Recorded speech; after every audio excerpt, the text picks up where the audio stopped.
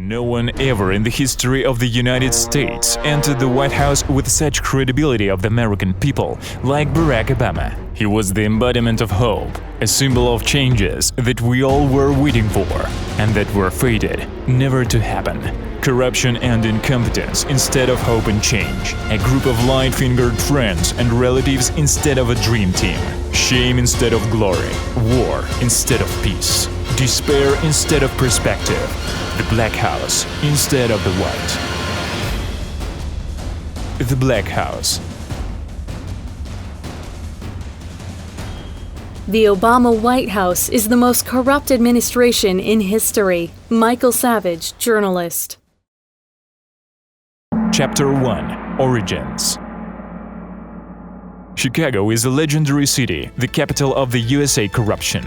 Namely here, Barack Obama and his wife went to the school life and stepped into a narrow elite group of city and state. Interests of friends and former employers have always been set above the interests of the American people for the presidential couple. Power serves for enrichment. One might say that it is the main rule of their corrupt clan. They were keeping it, and the clan led them to the White House. Back when the Obamas were hardly the most prominent members of the group, the doctors, lawyers, and businessmen from Chicago became not just one another's friends, but also one another's supporters, forming a network that eventually helped the politician among them on his way to a Senate seat and then the presidency. The New York Times. Let's take a closer look at the members of that mafia clan. Each of them has contributed to the fact that Barack Obama became president. Valerie Jarrett. In the early 90s, she was deputy chief of staff for the legendary mayor of Chicago, Richard Daley. We will return to him. It is plausible to call Valerie the godmother of the Obama couple. It was she to bring them into the big game. Due to her patronage, Michelle started to work in the administration of Chicago, and an aspiring lawyer, Barack, began to help the big bosses to cover their manipulations. In 1991–93, Jarrett served as commissioner of the Department of Planning and Development, but she was forced to leave this post because of suspicions of corruption. Soon she headed the Habitat Company and received from the city a contract to reconstruct the residential complex Grove Park Plaza. Naturally, a great part of the allocated money went into the Jarrett's pocket and her high patrons. The proof of that was that just in a few years, the reconstructed property was declared decrepit and unfit for human habitation. The whole area turned godforsaken. Thousands of people became hostages of that corruption scheme, and Jarrett got the nickname Slumlord. It wasn't the only project of Valerie Jarrett. Thousands of apartments built on state subsidies across the state, including in the future district of Obama, later became unsuitable for life, but brought significant profits to the treasury of the clan. Damn those people, the main thing is that we feel good, like they are telling us. However, the main construction deeds of the godmother are still ahead. Richard Daley. Richard Daley was a mayor of Chicago for long 22 years, 1 year longer than his father, a native of the famous Chicago mob, first half of the last century. It was Daley Jr. who engaged Michelle Obama under the patronage of Valerie Jarrett. If Chicago is the capital of corruption, then Richard Daley is its godfather. He heads that mafia clan that Barack Obama has been and remains a part. It is notable that the ability to work with the dark-skinned voters made Richard Daley unattainable to contenders for the post of mayor, despite all his misfortunes. It was then that he picked up keys that subsequently turned out to fit the door of the White House. When he first came into office, Daley reached out to key black ministers and let them know they could come straight to City Hall if they needed anything. It was a gesture of reconciliation and a brilliant way to undercut independent black aldermen. Chicago Reader. A whole book can be written about criminal acts of Daley as a mayor, but the fact that Chicago takes pride of first place in the ranking of corruption in the United States, prepared by the University of Illinois, is enough. The rating includes an analysis of various indicators for a 26-year period, 22 years of which the mayor was Richard Daley. Naturally, everything that was going on in the city had direct bearing on him. At least 79 current or former Illinois, Chicago, or Cook County elected officials had been found guilty of a crime by judges, juries, or their own pleas since 1972. The paper provided this tally of the tarnished 3 governors, 2 other state officials, 15 state legislators, 2 congressmen, 1 mayor, 3 other city officials, 27 aldermen, 19 Cook County judges, and 7 other Cook County officials. NBC News. The Daley corruption clan traditions descend from father to son. Now, already the 3rd generation is involved in corruption. In 2007, the son of Richard Patrick Daley hid the fact that he was a co-founder of a company that who would have thought was receiving contracts for landscaping from the Chicago City Hall. Of course, the mayor began to deny everything. Mayor Daley said Tuesday that he loves his son, but acknowledged that Patrick Daley was guilty of a lapse in judgment when he participated in a city contract. The Chicago Tribune. Interests of his family and corruption clan extend very far. Penny Pritzker. Penny Pritzker is a representative of a very rich and influential family, one of the co-founders of Hyatt Hotels, Forbes lists billionaire, and a longtime friend of the mayor Richard Daley. In the 90s, Penny Pritzker became a joint owner of the Superior Bank of Chicago, that in the result of her actions went bankrupt in 2001. U.S. taxpayers lost nearly $500 million, Superior's depositors lost millions, and poor folk in Senator Obama's Southside District lost their homes. Daily costs. In 2008 and in 2012, Penny Pritzker, along with Valerie Jarrett, led the fundraising for the election campaigns of Barack Obama in Illinois, and gratitude from the president was not long in coming, but we'll talk about it later. Martin Nesbitt. Martin Nesbitt is a close friend of the presidential couple. His wife is a godmother of the Obama daughters, and Barack is a godfather of his son. In 1998, Martin Nesbitt founded a company that, thanks to the mayor of Chicago Richard Daley and co-investor Penny Pritzker, got the contract to organize parking facilities in urban areas and near the international airport. The overrun of the terminal arrangement amounted $48 million. Mayor Richard M. Daley was explaining away $48 million in overruns for renovation of a terminal at O'Hare International Airport when a regular at his daily news conferences asked if the mayor would be reciting a similar refrain 5 or 10 years hence for busting the budget in his $15 billion expansion of the airport. New York Times.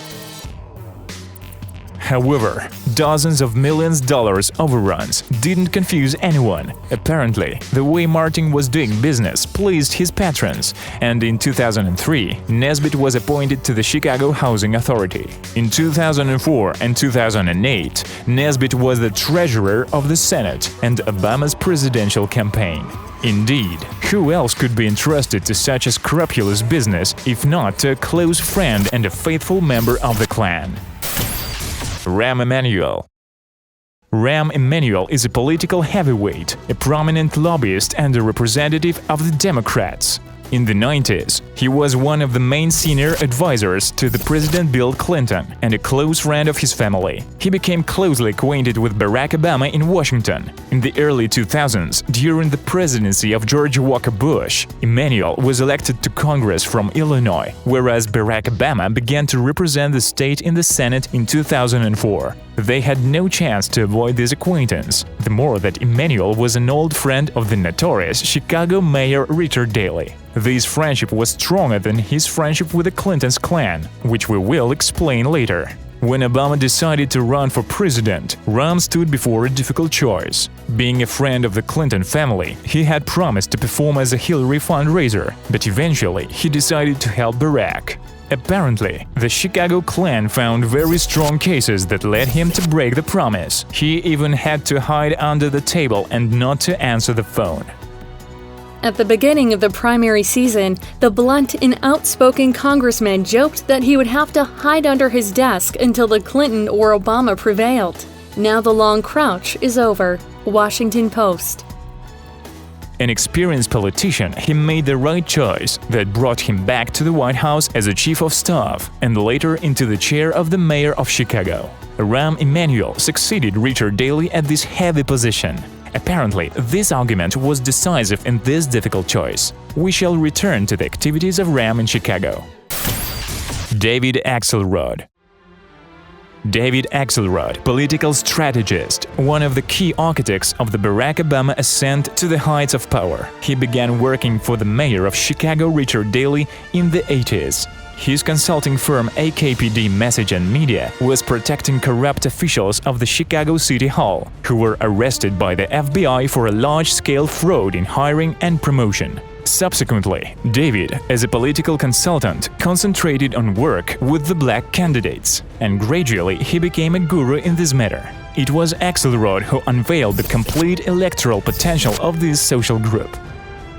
One of his specialties is packaging black candidates for white voters. The Economist.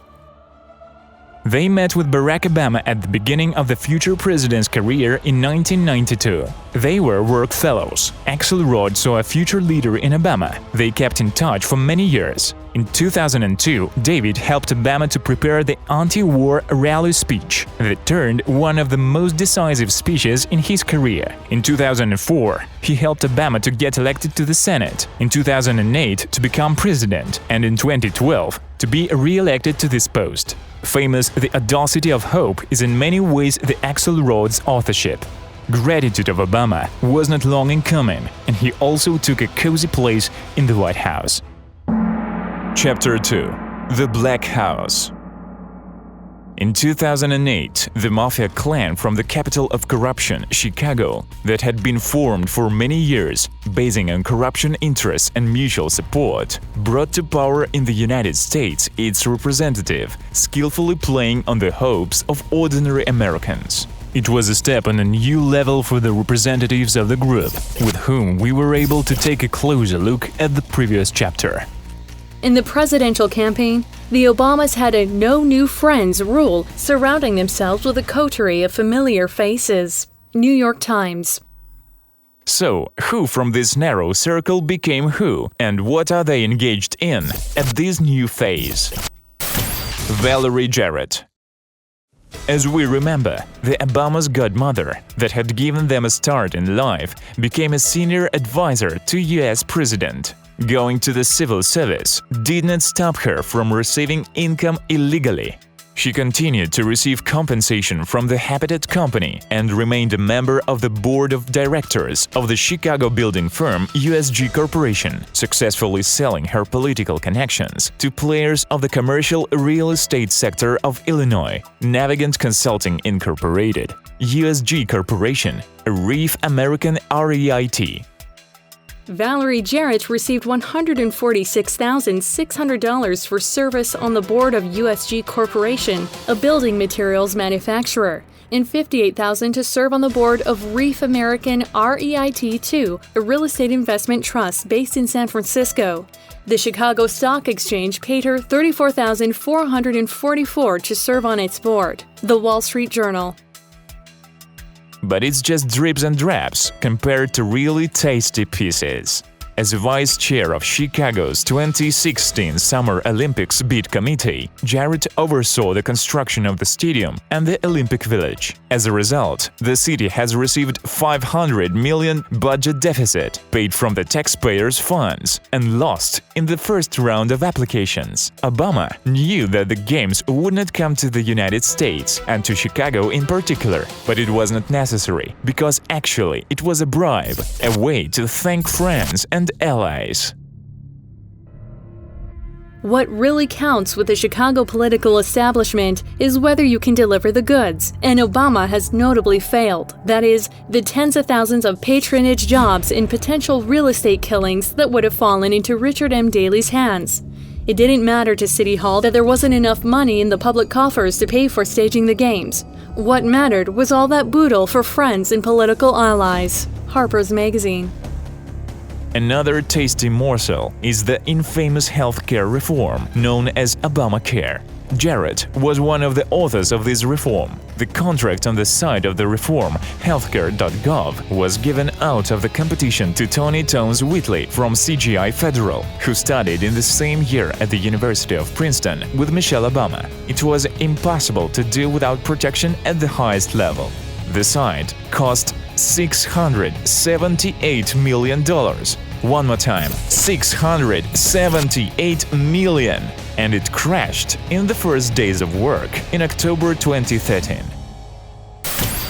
Richard Daley, infamous mayor of Chicago and the head of a mafia clan, stepping down from the post of the mayor, continued to work as an influential lobbyist, entering the 100 most influential lawyers of America, and became a member of the board of directors of the Coca-Cola Company and managing agent of Tur Partners LLC that his son Patrick is managing. The same Patrick, who was ashamed to announce that his company received contracts from the City Hall of Chicago under the supervision of his father. Richard Daley left the city and administration of the White House under control. He ceded his place to Rahm Emanuel, the same one that preferred Obama choosing between him and Clinton, and then took the position of the White House Chief of Staff. Once Rahm was elected mayor of Chicago, no one else but the brother of Richard Daley, William Daley, who worked with Obama back in the 90s, became the head of the administration. As we can see, Richard Daley has got some tricks up his sleeve. Penny Pritzker.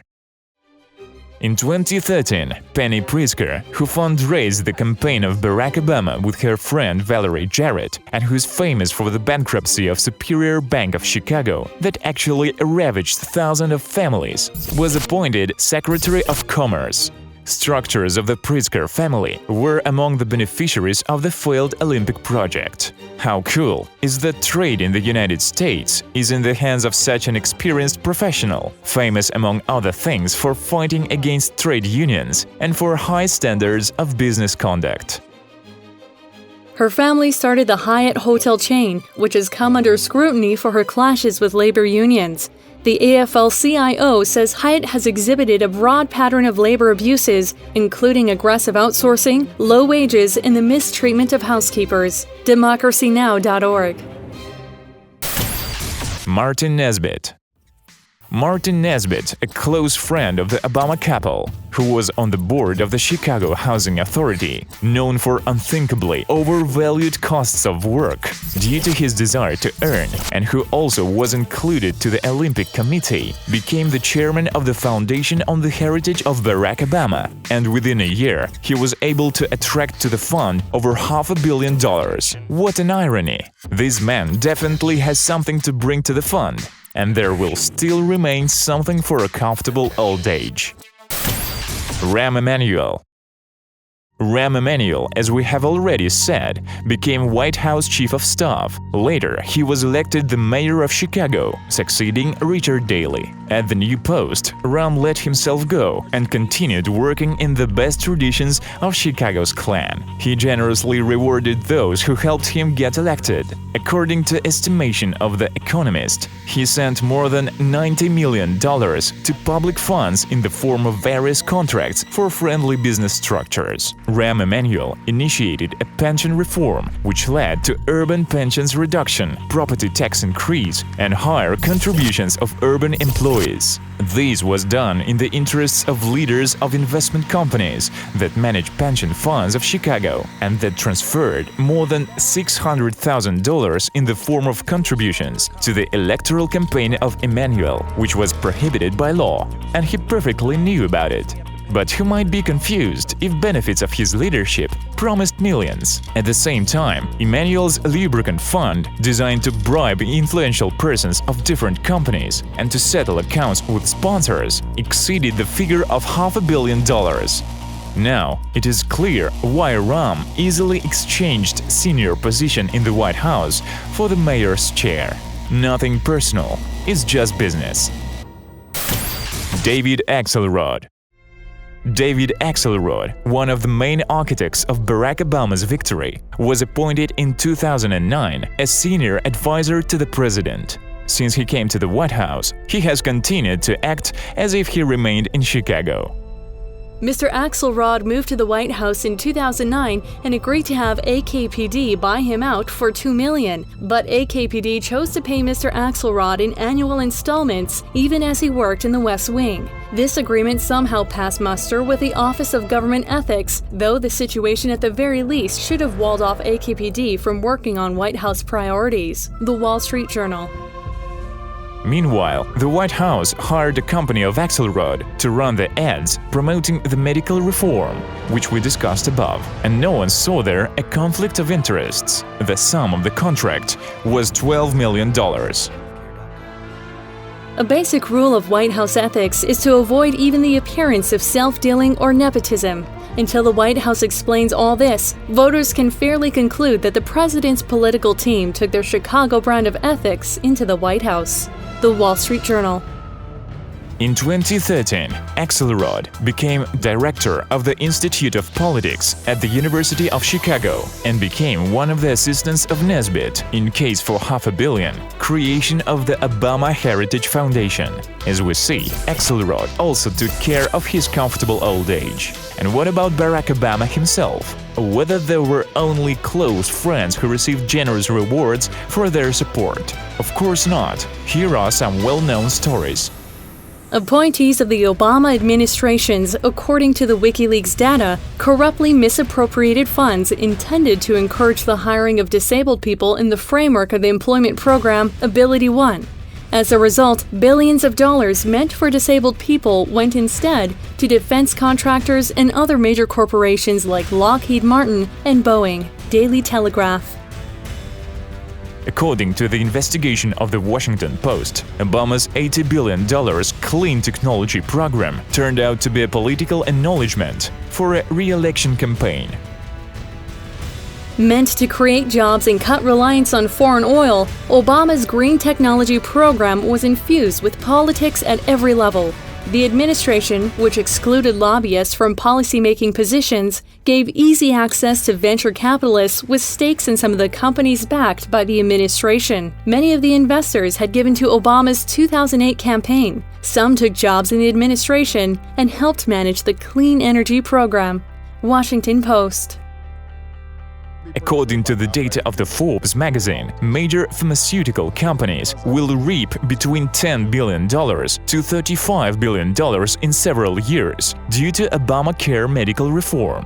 Some of them also were donors of Obama during his campaign for the president.